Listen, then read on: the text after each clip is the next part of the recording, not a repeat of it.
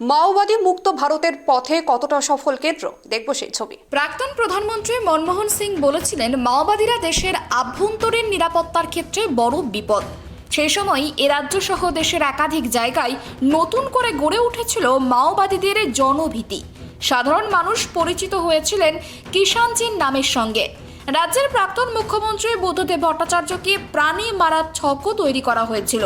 2009 সালে operation green hunt শুরু করে তৎকালীন কেন্দ্রের কংগ্রেস সরকার।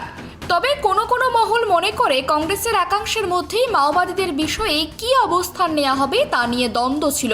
পরবর্তীতে বিজেপি সরকার আসার পর মাওবাদী সমস্যাকে মূলত আইন শৃঙ্খলার সমস্যা হিসাবে পরিগণিত করা হয়। দেশের স্বরাষ্ট্রমন্ত্রী 2026 সালের মধ্যে মাও মুক্ত ভারতের কথাও জানান। শুরু হয় অপারেশন কাগর। তথ্য বলছে এখনো অবধি প্রায় 270 মাওবাদীর মৃত্যু হয়েছে, যার মধ্যে দলের সাধারণ সম্পাদক বাসব রাজু রয়েছেন।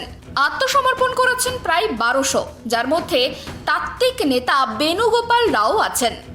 সংসদীয় গণতন্ত্রে ভোট বয়কট করে অস্ত্রের রাজনীতিতে বিশ্বাসী মাওবাদীদের ভবিষ্যৎ কি শেষ?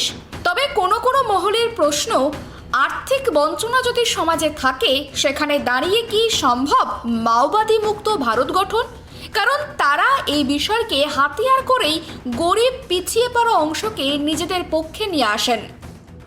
একদল লোক তারা সাংবিধানিক অধিকার থেকে বছরের পর বছর যদি বঞ্চিত হয়ে থাকে এবং রাষ্ট্রীয় যদি কোনো উদ্যোগ না থাকে বা রাষ্ট্রীয় উদ্যোগ যদি কম থাকে যে তাদের ওই অধিকারগুলোকে সুনিশ্চিত করার বা এই অর্থনৈতিক বৈষম্যটা যত সম্ভব কমানোর প্রচেষ্টা করার, তাহলে কি একদল লোক ভাববে এই দেশটা হয়তো আমাদের জন্য নয়।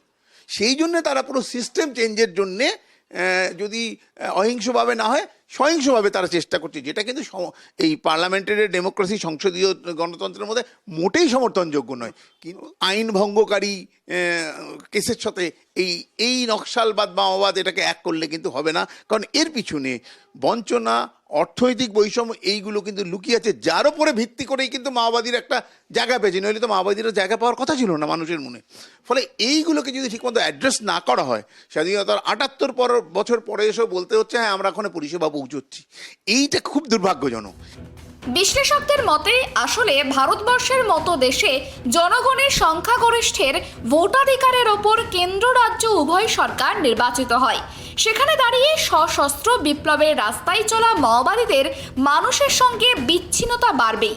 একসময় যে তেলেঙ্গানা, অন্ধ্রপ্রদেশে তাদের যথেষ্ট জনভীতি ছিল, সেখানে সংগঠন বাড়েনি।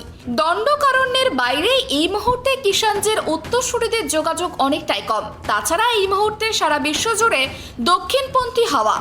এই অবস্থা বিকল্প হিসাবে উঠে আসতে গেলে মাওবাদীদের অস্ত্র ছেড়ে সংসদীয় পথেই বোঝাতে হবে মানুষকে। ক্যামেরায় সূর্যশঙ্কর অধিকারীর সঙ্গে ত্রয়ন চক্রবর্তীর রিপোর্ট, KTV বাংলা।